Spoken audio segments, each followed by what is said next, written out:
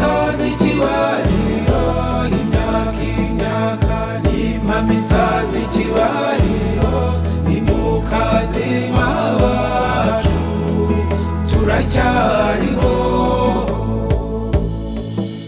Babyeyi bavandimwe n'inshuti, bana bacu mwese muteraniye aha, twaje kwibuka abacu bose bishwe urw'agashinyaguro. Hari ababyeyi, abavandimwe n'inshuti, hari abakambwe n'ibitambambuga bazize akarengane, ntawe utabizi. Imyaka imyaka isazi ikibariro, imyaka imyaka n'impamo isazi ikibariro, ni mu kazima bacu turacyariho.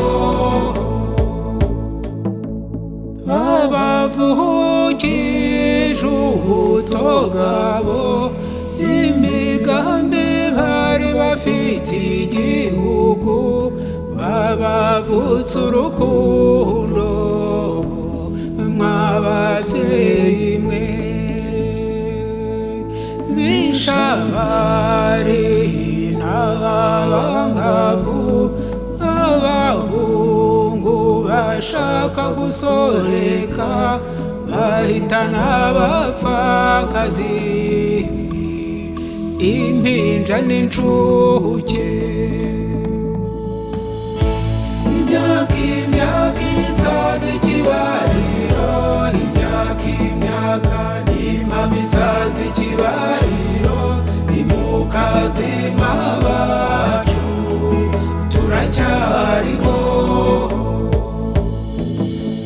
Bari ababyeyi b'inyangamugayo, bari abahanga bakorera igihugu, babavana mu byabo babirukansa imisozi, ari ukujya kubatsinda aho ku gasi.